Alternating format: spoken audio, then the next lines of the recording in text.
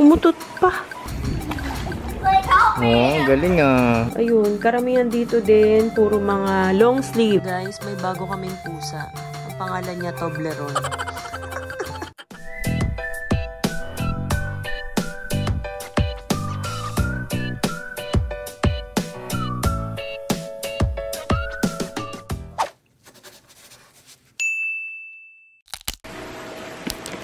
Good morning! Saturday is Ate Louie's swimming day! Yay!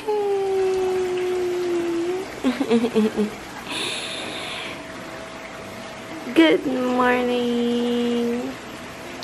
Malikot na to. Hindi na talaga to pwedeng iwan basta dito. Or kailangan kung hindi mo talaga siya matututukan dito. Kailangan naka-seatbelt siya. Hindi na yung pwedeng ganyan. Tapos hahayaan mo lang siya.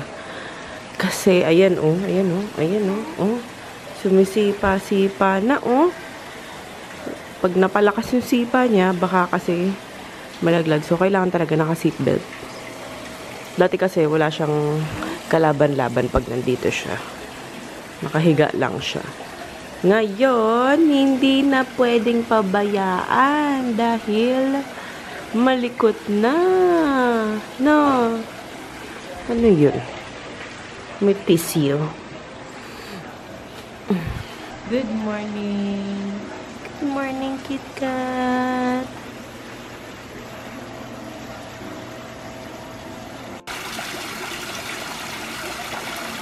Kita-kita talaga ako sa damit na to. Damit pa kasi to ni Louie. Binili ko to sa Cotton and Baby. Yan. Naalala ko pa. Sa Green Belt, kung hindi ako nagkakamali. No. Kung alam ko may mga pang baby pa rin dun eh. Hindi, matagal-tagal na rin kasi ako hindi nakakapunta ng Green Belt. Ayos ikaw. Ayos yung baby ko. Ay, super cute naman. Ang cute naman. Ang ganda rin ng tela nito kasi sobrang stretchable. No. Sus naman. Yummy ba yan? Yummy ba yan? Ha? Parang sarap na sarap ka dito ah. Yummy ba yun? Titig na titig sa camera. Oh. Yummy po ba to? Yummy yun? Uy. Ang bilis oh. Ang bilis. Oh. Ang bilis ah. Oh. Oh. Oh. Ang bilis. Pagod. Nahilo na ako, mami. Luka-luka ka talaga, mami. I love you. Napalitan ko na rin to ng diaper. No. Asus.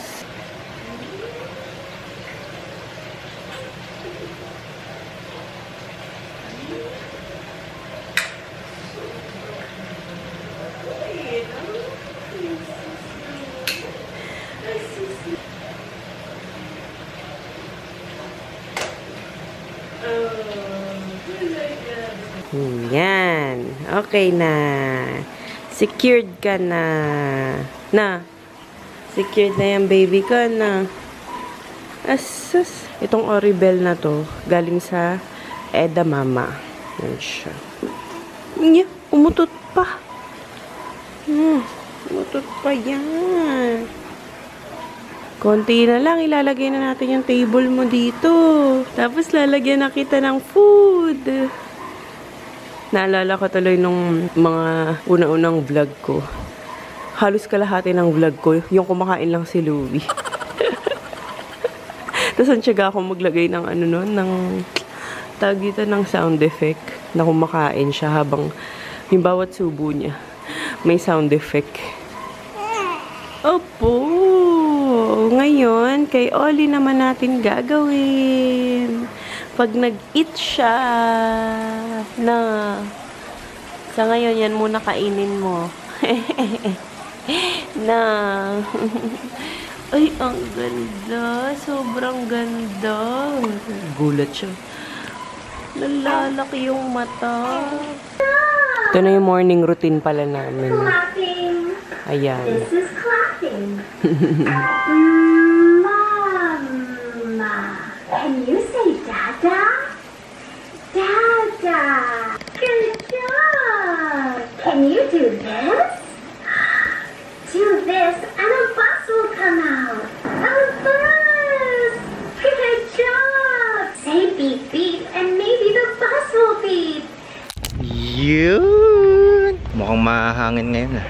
Punta lang kami sa Punta lang kami sa swimming pool.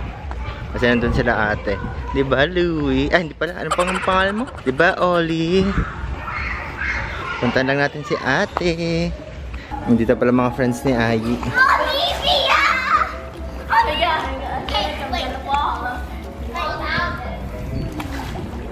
Oh, galing ah. Sim-sim ka rin, Olivia? Ha?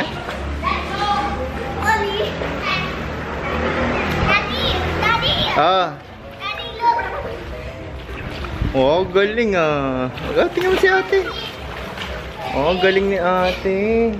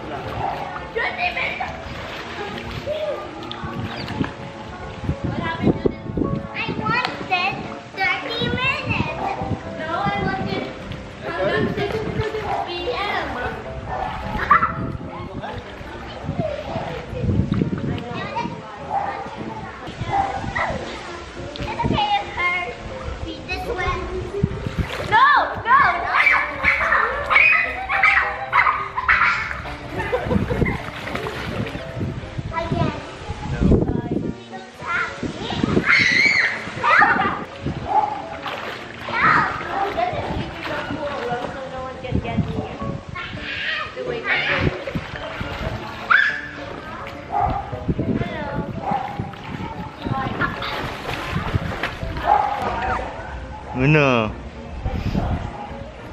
Ano yan? Nalulunod si Olivia sa hangin. Ang hangin kasi. No. Hi guys, sumakit yung ulo ko. Sumakit yung ulo ko kasi nagbabawas na naman ako ng mga damit.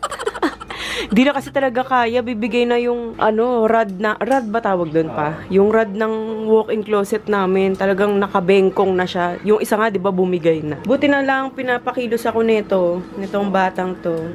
Yung tiger na diaper, okay siya. Okay naman siya. Mas mura siya sa Rascal & Friends, pero under din siya ng Rascal & Friends, no? Buti na lang ang bait-bait talaga nito.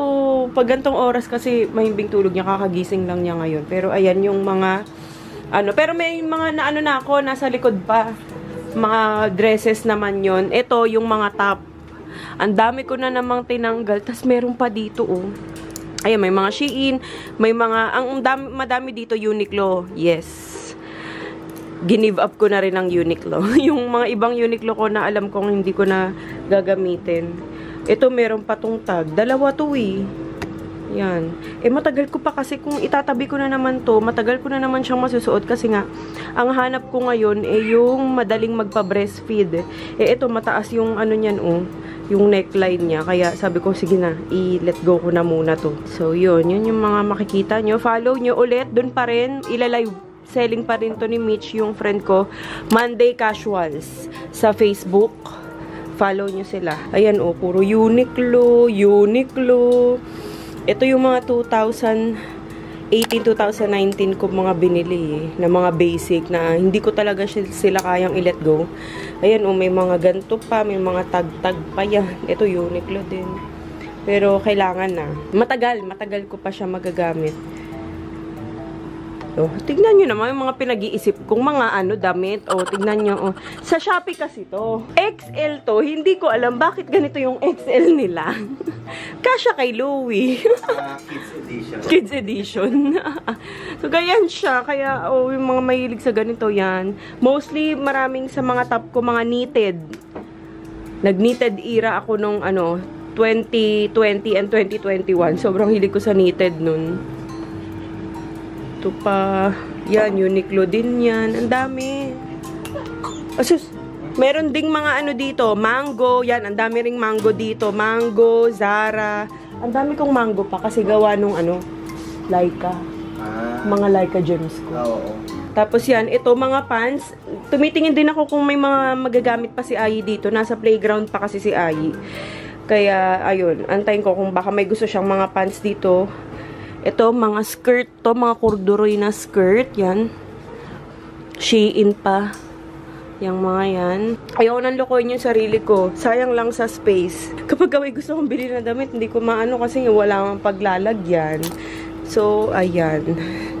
Yan yun. Ang dami, no? Meron pa dito. Tapos sa likod, nakapack na kasi yun. Puro mga dress. Mga maxi dress, mga short dress. Ito pala yung nakikita kong pwedeng gamitin ni Ayi.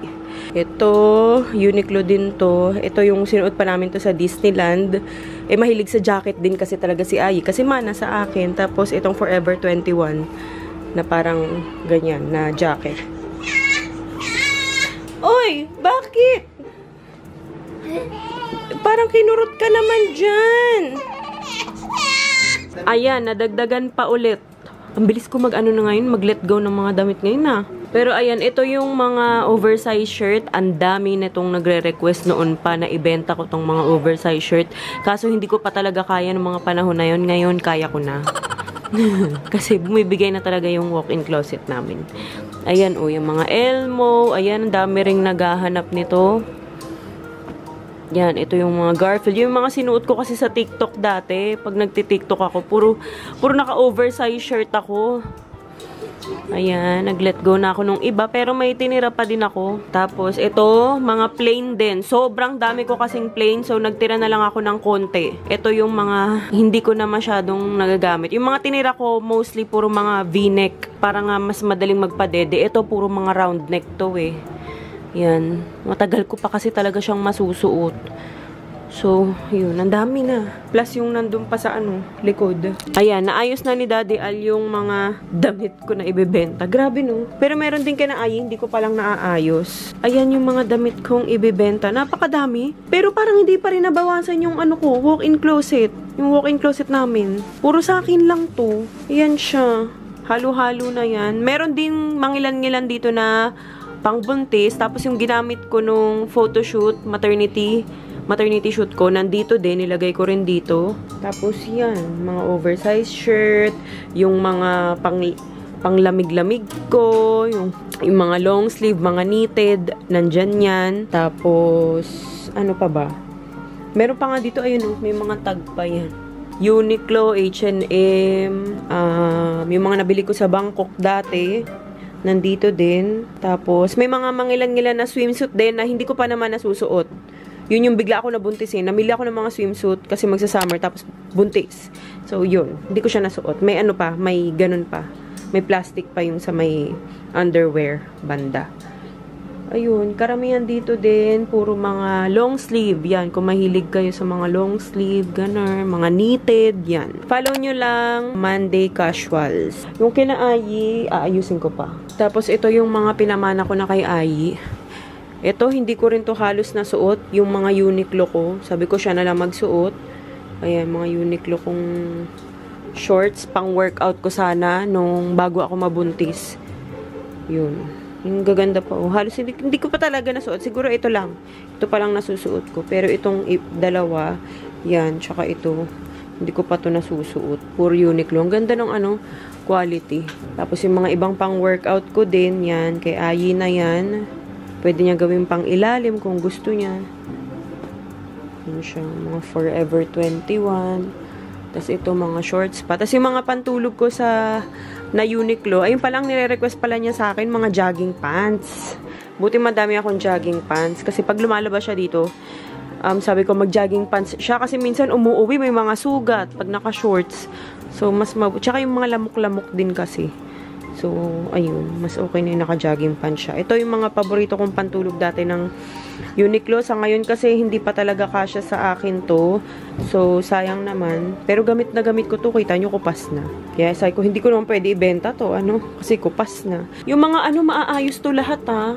Yan, walang mga ganto-ganto dyan, mga kupas-kupas, mga butas, wala dyan. Tapos yan o, puro Uniqlo to. Sabi ko kay Ayi na lang.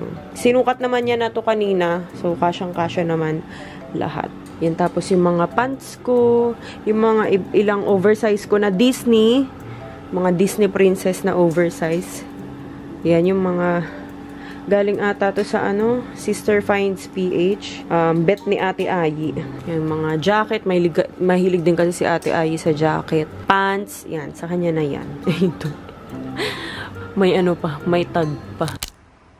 So, yan sila Bacon and Graham. Diyan ako nagpapagroom kasi nga nakukuha nila yung gusto ko. Hindi ko maalala kung sila ba talaga yon or yung nakakuha ng heart na buntot kay Graham.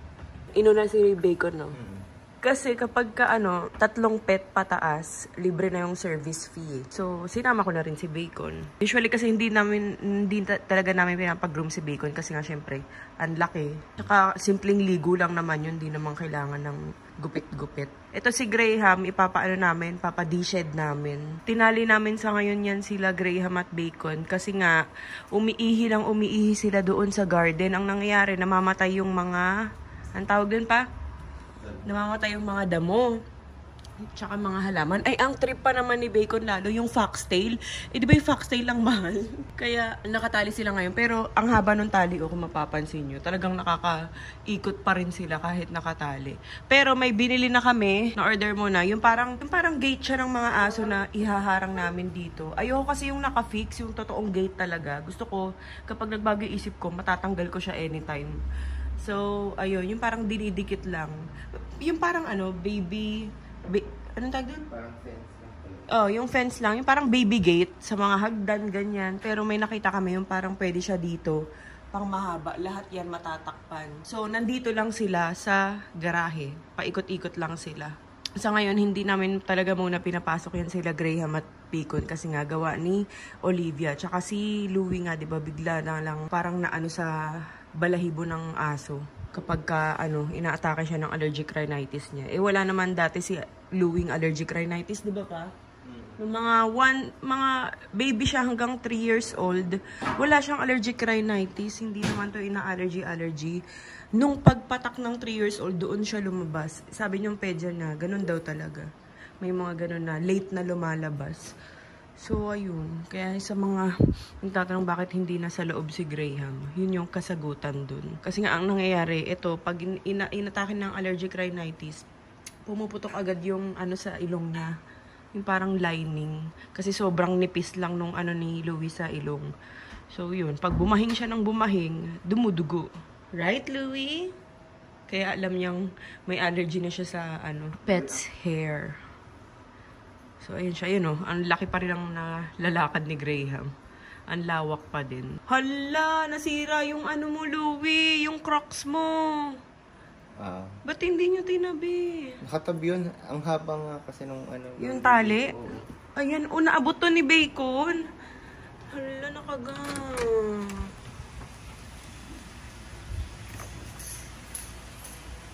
Louie. Buti yung strap lang. Pero ito, tanggalin na lang tong isa din. Kasi parang... Oo, sayang naman eh. KitKat. Si KitKat naman, ipapa-summer cut ko na. Kasi grabe na din yung buhok niya. Trip pa naman yan dun lagi sa walk-in closet ko, yung sa ilalim. Kasi maglilinis ako sa kwarto nila Ayi din. Ang gusto niyan lagi nasa kama ni Louie eh. Sabi ko, ba't sobrang bango? Ito pala yun. Via Cleaner. Via Multi-Surface Cleaner by Via Home. Ang bango! iPhone ulit yung gamit ko ha. Nasa taas kasi yung camera ko. Maganda po ba siyang panglinis ng glass? Galing naman. Ay, ang galing. Streak free. Oh, streak free. Isang pahid lang, no? Basta kapag ka sa glass, maganda siya. Wala siyang swirl marks. Swirl marks ba tawag dun? Streak free. Ay, wala siyang mga wala siyang mga streak. Oo, yung basta parang swirl marks, ganon. Di ba? Tama ba? Sa sasakyan ata yun, yung sinasabi ko eh. Basta yung mga streak. Basta malinis yung basahan nyo. Ang ginagawa ko nga kasi Sa glass ko muna kung pupuras yung basa. Oo, uunahin yung glass. Kung gusto niyo isang basahan lang gagamitin niyo sa buong bahay, unahin niyo muna yung glass. Maganda kaya yung Via Home na yan. Nakailang nakailang pa-revise ako dyan. Kasi nung una hindi ko makuha yung formula na gusto ko. Scent number 2, nasa 100 na lang. Parang maglalabas ata ulit kami ng panibagong scent. Ayan, tapos nagpadala si, Milking Bumps, your breast friend. Ay, ang cute.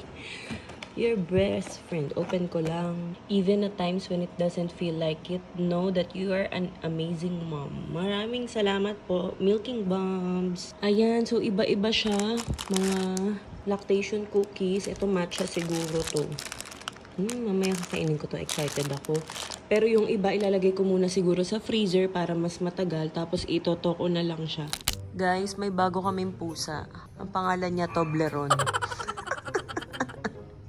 Tignan natin kung ano magiging reaction ni Ai kay KitKat. Ayan siya. Pina-summer cut kasi namin. Pero hindi naman yan first time ni KitKat. Hi ate! Alam, gulo ng buhok mo! Nakatulog ka? 13 minutes. Ay, may new cut tayo. Huh? May new cut tayo. What do you mean? Ayun o. Si Toblerone. Say hi, Toblerone. New cut yan. I think there's a pregnant cat dyan. Oh, you have a new cat. Yesterday, me and Risa saw a cat, the same cat. Ito naman ayaw mag-react. Meron din ako. Sino ba yan? KitKat. Hindi, bago nga ang cat KitKat. niya. Itsura mo ate, ayusin mo nga yung itsura mo. Just woke up. Para ka napabayaan. Just woke up. Why is her hair like this? New cat nga yan. Hi, Toblerone! Asan si KitKat? Andun. Asan? Inalis ko na si KitKat. Pinalitan ko na It's yan. the same. Kasi ayoko na ng mga mabalbon. Hindi naman niya yan first time pinagupitan namin na siya ng ganyan dati.